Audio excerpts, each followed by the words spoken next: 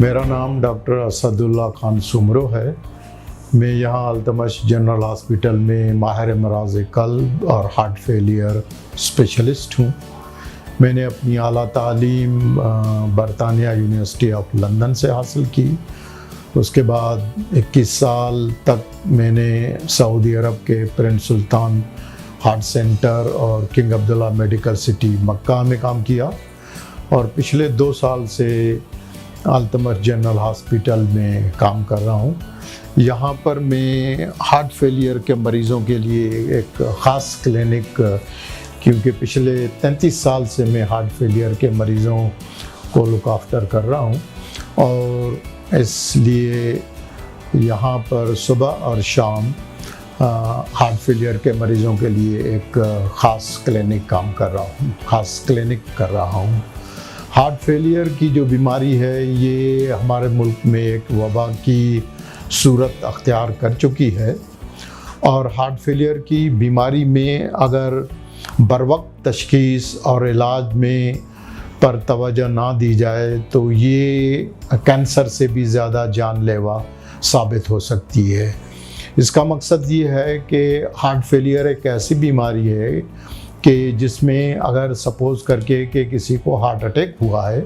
और उस heart attack की वजह से उन्हें कार्डियोजेनिक शॉक या उनका दिल का वाल्व जो है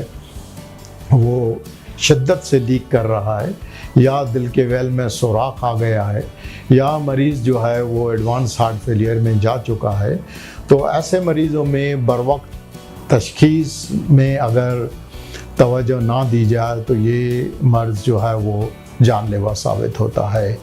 और इसी तरह से इस मर्ज़ के असबाब मालूम करने और इलाज में अगर ताख़ीर हो जाए तो ये मर्ज़ लाइलाज भी हो सकता है। इसका मकसद ये है कि अगर किसी, क्योंकि ये मर्ज़ की मुख्तलिफ़ असबाब होते हैं, हमारे मुल्क में सबसे ज़्यादा ये मर्ज़ जो है वो शरेआनों की बीमारी की वजह से आम है और दूसरे नंबर पर दिल के वाल्व्स की बीमारियों की वजह से होता है, जिसमें अक्सर मरीज़ों को ये यहाँ पर जो है वो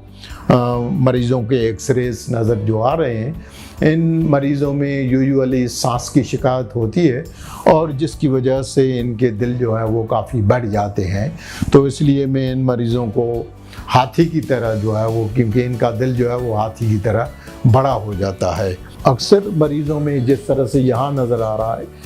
शुरुआत में तो मरीज़ों को चलने में सांस की शिकायत होती है और अगर उस पर तवज्जो ना दी जाए तो फिर ये मर्ज़ आस्ता आस्ता बढ़ के लेटे लेटे सांस की शिकायत बढ़ जाती है, जिसकी वजह से अक्सर मरीज़ इस मरीज़ की तरह रात को जब सोते हैं तो बार बार सांस की वजह से उठ जाते हैं और यूं सारी रात उठ के और बैठ के गुजारा करना पड़ता है। ये जो मरीज़ होते हैं, हार्ट फेलियर के जो मरीज़ होते हैं, उन मरीज़ों में जैसे मैंने बताया कि सांस की शिकायत की वजह से उनमें पाँव पर सूजन आ जाती है, किन मरीज़ों में भूख की कमी हो जाती है, किन मरीज़ों के गुर्दे और जिगर जो है वो ख़राब हो जाते हैं और इन अलामात पर अगर सही तरह से तवज्जो ना दी जाए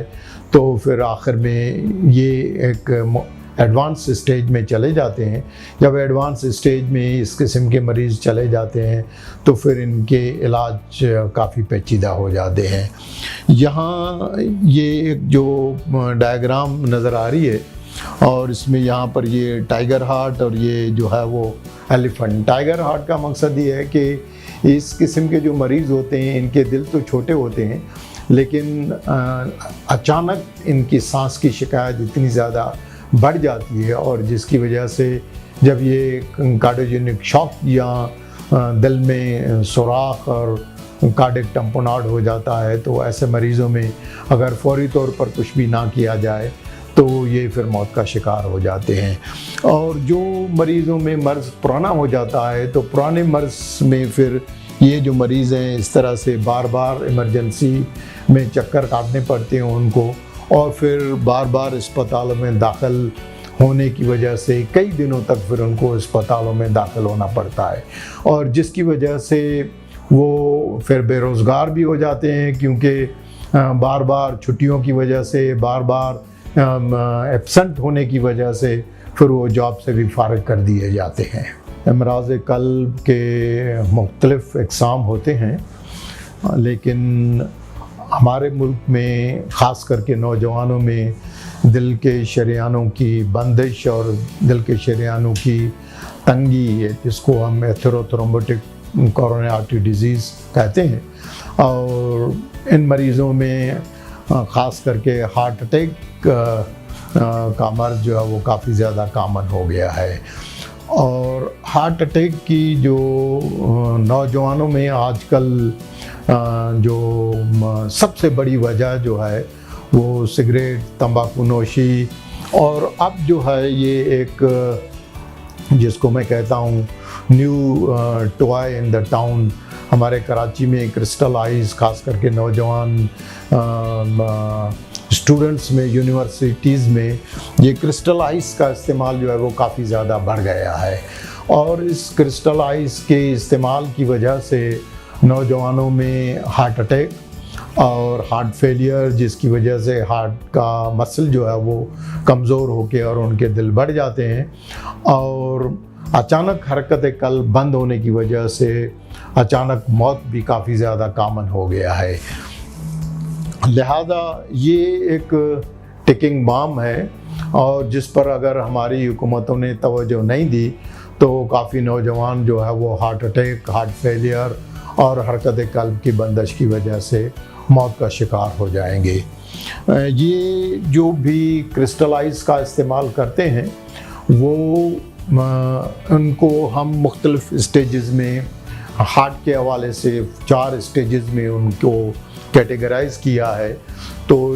जो भी मरीज़ क्रिस्टलाइज या नशावर चीज़ों का इस्तेमाल कर रहे हैं, इंक्लूडिंग सिगरेट है, डायबिटीज़ है, ब्लड प्रेशर है, तो इनको हम स्टेज ए हार्ट फेलियर कहते हैं। और इन मरीज़ों में अभी हार्ट फेलियर के अलामात नहीं होते, लेकिन हार्ट फेलियर के इम्कानात ज़्यादा होते हैं। दूसरे नंबर पर स्टेज बी हार्ट फेलियर के पेशेंट्स होते हैं, जिनमें इन वजूहात की बिना पर हार्ट मसल डैमेज होता है, लेकिन अभी तक उनमें हार्ट फेलियर के अलामात नहीं होते हैं। जो अस्पतालों में हम मरीज़ देखते हैं वो स्टेज सी और स्टेज डी वाले हार्ट फेलियर के मरीज़ होते हैं, जिनमें अलामात भी होते हैं, और उन अलामात की वजह से उनको बार बार अस्पतालों में दाखिल होने की नौबत आती है। और वो ज़्यादातर अरसा उनका, ख़ास करके स्टेज डी वाले जो मरीज़ होते हैं, वो एक आखिरी स्टेज होती है, और इस स्टेज पर मरीज़ पहुंच के ज़्यादातर मरीज़ जो है लाइलाज हो जाते हैं। और लिहाजा इन अमराज़ क़ल्ब की वबा से बचने के लिए ख़ास करके नौजवानों में चाहिए कि ये एक एहतियाती तदाबीर हैं, उन एहतियाती तदाबीरों पर अमल करके, क्योंकि अमराज़ क़ल्ब के इलाज पर काफ़ी ज़्यादा ख़र्चा होता है, तो इलाज से परहेज़ बेहतर है। तो उससे बेहतर है कि हम सिगरेट, तंबाकू नोशी या क्रिस्टलाइज़ का जो इस्तेमाल है उसको बिल्कुल ही बंद कर दें, रोज़ाना वॉक करें और हेल्दी लाइफ स्टाइल, क्योंकि आजकल फास्ट फूड और बाहर के खानों का रुझान काफ़ी ज़्यादा बढ़ गया है। तो इन चीज़ों से कोशिश करके हम एहतियात करें,